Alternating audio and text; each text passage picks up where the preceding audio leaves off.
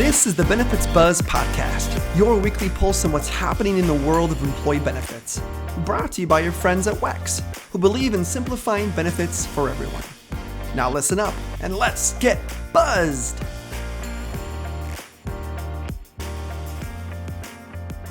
Hey everyone, it's another episode of Benefits Buzz. Welcome. I'm your co-host Eric Pela, and I'm joined as always by my co-host Kelsey Burgad. Kelsey, we are in part 2 of our ESG podcast series. We are, and I can already tell that you are at least 1 Celsius in for the day with that level of energy that you've got going. I know, you told me to tone it down before we went live, and here I am. I just can't help myself. Well, I'm excited to dive into this. Last episode, we kind of started talking about introducing the concept. And this episode, we wanted to dive a layer deeper and talk about really how this encompasses the HR world and how HR's responsibility and where that falls in the ESG world. And so to do that, we have 2 wonderful guests that are on the podcast. I'd like to introduce our guest, Michelle Braden. She's the VP of Global Talent Development here at WEX. And Kate Levesque, our Senior Manager of Benefits here at WEX. Welcome to the podcast. It's our pleasure. Yeah, well, we're excited to have you both on. I always love it when we can tag team an episode. So there's 2 hosts, there's 2 guests. It just feels right. And 2 HR professionals, which is literally the goal. So. I know, the more HR professionals we can have on the show, the better. So we get a 2-for-1 deal. Well, welcome and thank you again. Well, let's just jump in here. If you could, I'm gonna make sure I get this question right here. Help introduce ESG to us through the lens of your own eyes, and why, in your opinion, ESG reporting is important to your roles specifically. Yeah, and I'm happy to kind of start us off, Michelle, if you don't mind. Sure. And really just from like a health and welfare perspective, when you think of, environmental, social, and government, it's really in our lens around the social impact and the people and culture. So a lot of what, the focus when we have this is around healthcare access, affordability, employee health and safety. And that's where we really focus on and leverage our partners. And I think we have a leg up at WEX because one of our business lines is WEX Health. And so we kind of, in that lens, have a really good front running when it comes to, the affordability with HSAs and FSAs. And I would even go into I think, what's coming more up and coming in the market is the lifestyle account. Mm-hmm. And so all of these elements, WEX weaves in, and we continue to focus on under the total rewards umbrella of how we're meeting employees as well as their family. From a social, and I would say the governance side, we've really looked at that more from a contract perspective of who we're partnering with to make sure it's important to them. Because I think as much as it's important to us and what we're developing for our employees, it's really important that we're partnering with folks who are, in my mind, an extension of our team to make sure it's important for them. And a recent conversation, just as we were reviewing things through our retirement committee, it's come up in conversation with our fund lineup. So to make sure that we're offering funds that follow from an ESG lens. So that's just from my lens on health and welfare. In speaking to this report, that's what resonates the most with me from a health and welfare perspective. Yeah, and I'll build on that with regard to, what I really think about, I think the environmental and social is important, but I think about the governance. Mm-hmm. And for me, it's around letting people know what we're doing to develop our leaders so that we have appropriate governance in the company, so that people are making ethical decisions, that they're being intentional about where they're leading the business and doing the things that they need to do. So when, we get to express what we're doing as a company with regard to how we're developing our leaders, how we're growing them, how we're holding them accountable, I think I get really passionate about it because I'm always trying to figure out how can I help leaders be better leaders? And Once you have better leaders, you have a better business. So it was good to be involved in this and to be able to tell our story. There's so many different aspects, it sounds like, that make it important for HR professionals. But I think these reports or ESG has been trending it seems recently, right? So Mhm. why do you think that is? What has changed that's making these so important? Well, I think ESG, just in the media and in the news, you hear people talking about, climate change, all the different things that Mhm. are going on socially. And so it people want to know, what are different businesses doing? How are they handling this? What are their programs that they have inside their company to deal with all the things that are going on externally? So it just makes it, it's just one of those things that piques curiosity, I think, for the most part. But it is relevant. It's relevant to today's world, and there's a lot of uncertainty out there. So Mhm. when you want to get clear and you really want to understand what's going on, you start doing some research, and this is a great place to start in the ESG report. Yeah, I think there's so many facets within the ESG report that even from, I know for our employees, it was, attracting, but also retaining talent. So this Mhm. really gave like a full picture of all of the lens that you maybe don't see every day of what goes into, as, Michelle said, into leadership training, conversations, how we develop the things the way that we do. It is really become a part of those conversation pieces and how we build our roadmap. Yeah, yeah, that makes sense. I think our producers pulled a stat. Over 90% of S&P 500 have are publishing an ESG report. So I feel like there's Mhm. there's a desire in the industry to have organizations be accountable for how they're addressing those things. And then two, I think employees are curious and expecting how is my employer tackling these issues, and what are they doing to provide that type of work environment that they may or may want to be in. When it feels a little bit almost like you're pulling back the curtain, you get to see Mm. behind the scenes Yeah, what's going on. So exactly. to your point, I think it gives other HR professionals insight into how other organizations, maybe larger organizations, are handling these things, and gives them ideas on how to execute the same thing. That's awesome. And then you tee me up perfect, because that's what my next question is going to be. So from an HR perspective, then, Mhm. what is your role when putting the ESG report? Because obviously, I think a lot of people probably touch this report and it goes beyond HR, but I'd love to hear from our listeners, where do you come into the equation and what are you helping provide with that report? Well, we're actually providing the meat and the potatoes. Exactly. Everything.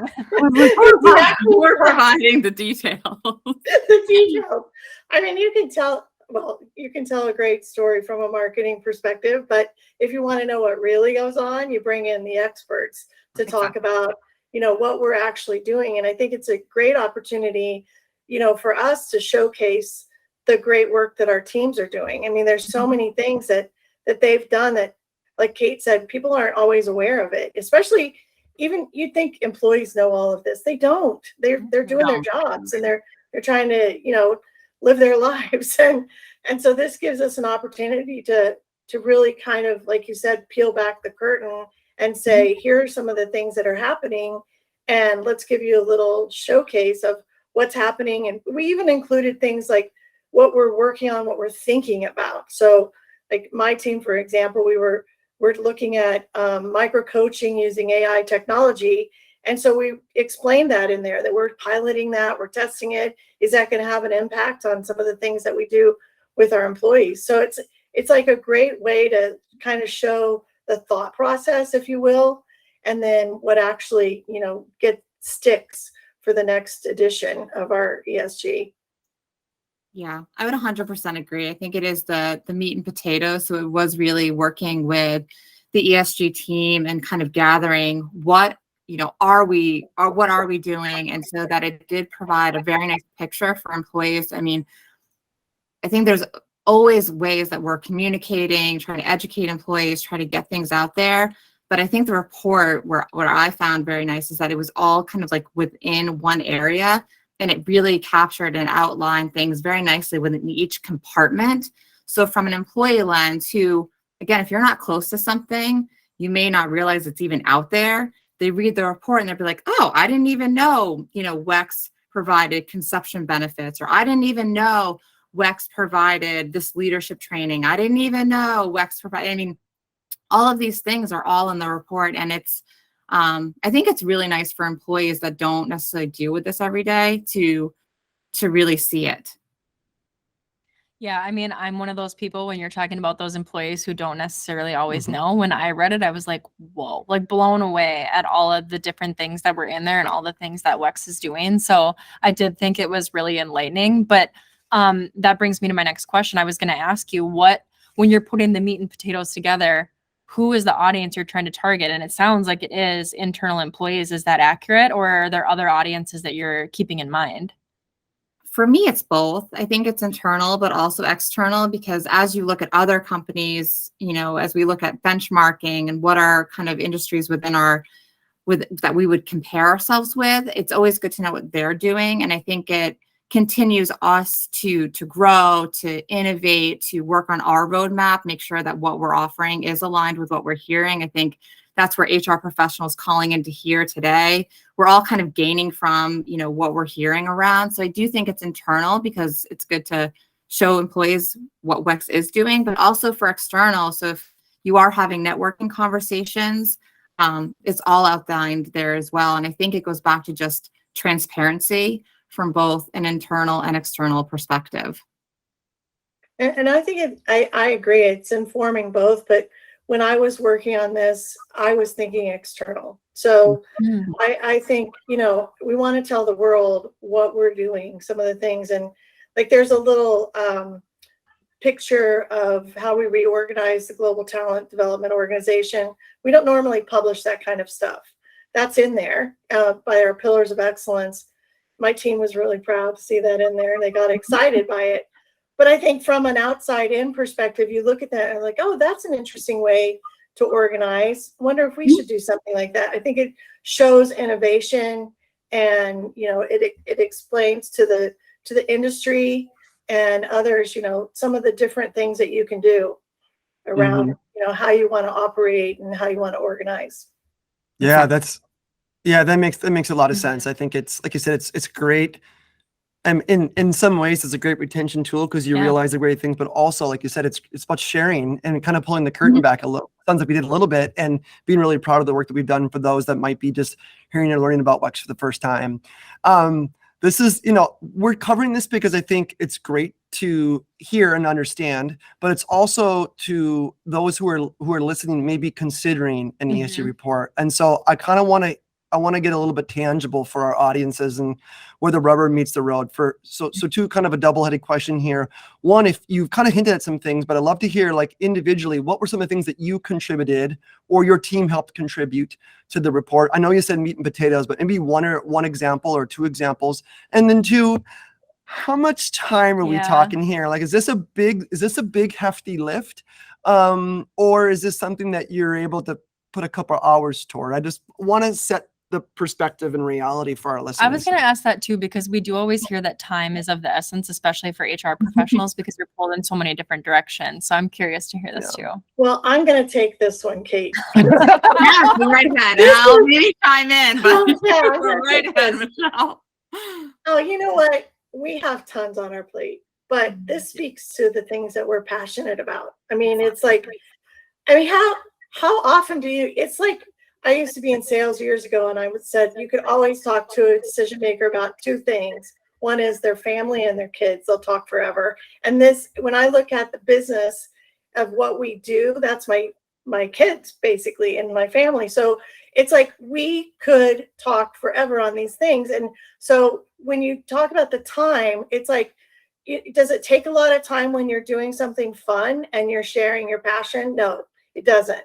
And if you know what you're talking about, it's no time at all. I think the biggest time was just waiting between edits for the next, like, what do you want me to add now?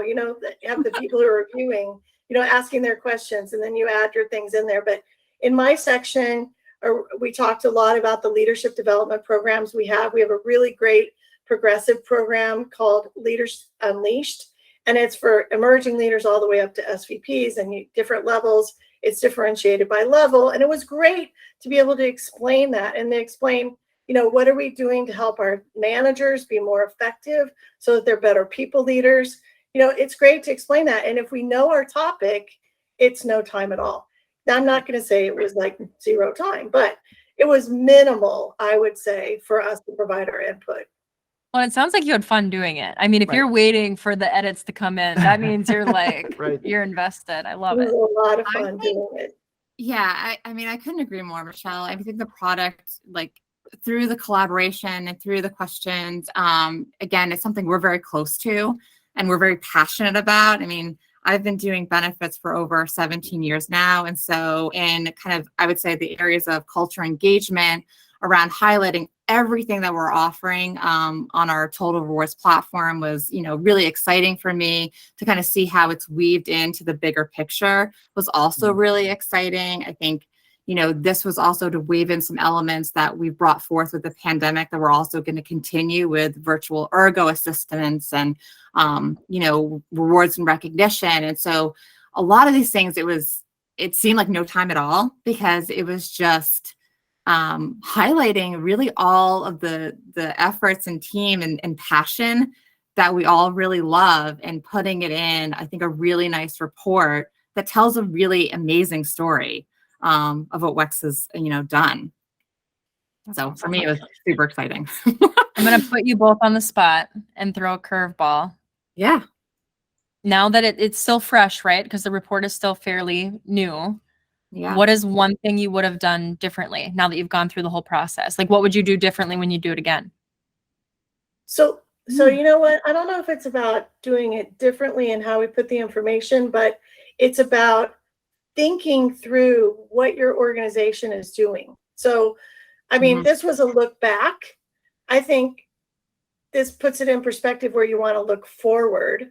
And now from a leader who's doing strategic planning for the next year, 2 to 3 years, you're looking at, okay, so we talked about this year. We don't want to say the same thing again. So we need to have some really cool stuff to talk about. So what are we going to talk about? And then, and it needs to fit in line with what you need to do to address the business strategy and things like that. But at the same time, it gets you thinking, like it gets your juices going where you're like, okay, what can we do that we could be a little innovative and edgy, that we can talk about next time? Exactly. Yeah, I think that's exactly what I took away is, just coming out of it, thinking my 1-year roadmap, 3-year roadmap, 5-year, and then how also, as I'm seeing this report laid out, should I be having conversations on, with our committees or within our benefit platform? And so it was just more of the juices flowing, as Michelle said, and just navigating like future conversations to keep building on this because I find it's just super amazing.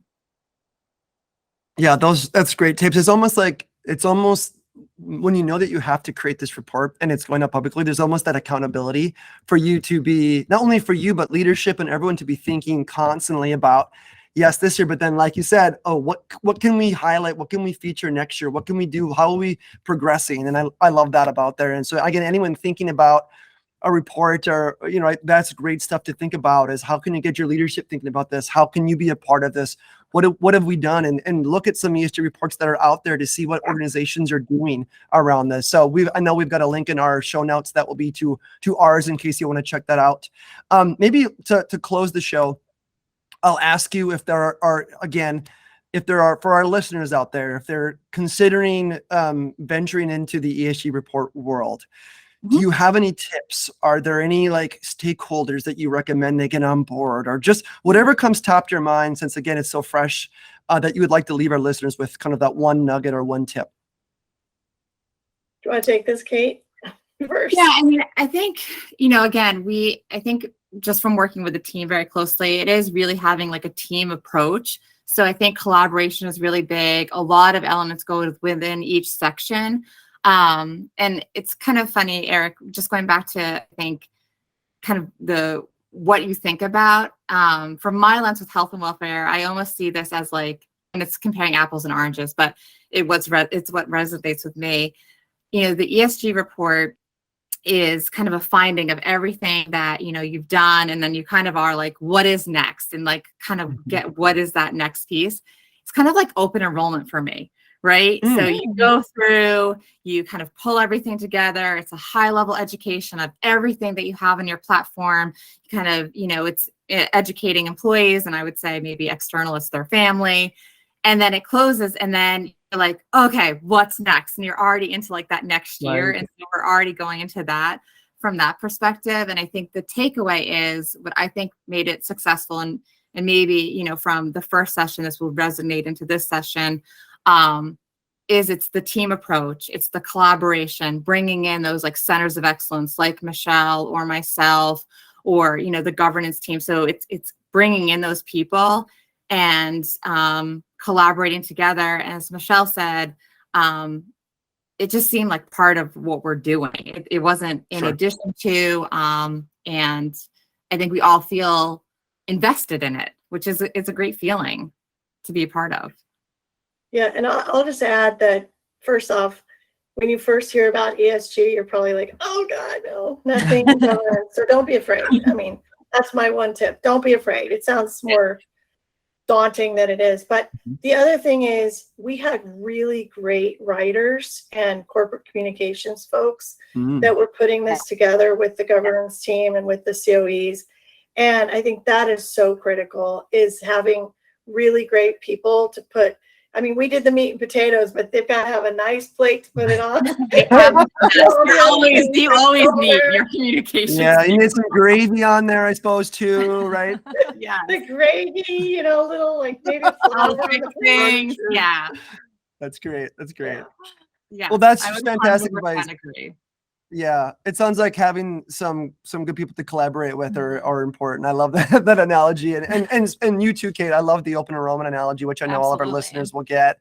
I think the biggest surprise for me, Kelsey, is and maybe I shouldn't be surprised, was just how passionate and excited you both were to talk about the It ESG. is I thought screaming through the microphone. it is. It's Yeah. like you're like, yeah, like this really was a labor of love, and that's really cool. And I hope our listeners are picking up on that, because I think, to your point, Michelle, like you said, you hear ESG, you're like, oh boy, done. But like literally, you've had smiles on your faces. Yeah, Yeah. you've been excited. That's Really a great was fun. takeaway. Yeah. No, it's a lot of fun. It was a lot of fun. Well, good. Well, thank you so much for coming on the show. Thank you so much for kind of showing behind the curtain about what WEX does and how HR has been a really critical part of the ESG report for us, and it gets other people thinking and their mind creative about what they could do at their organization. So thank you so much. We both appreciate it. My pleasure. Thank It you was for having fun. us. Thank you. Take care. Thanks. Bye. Bye.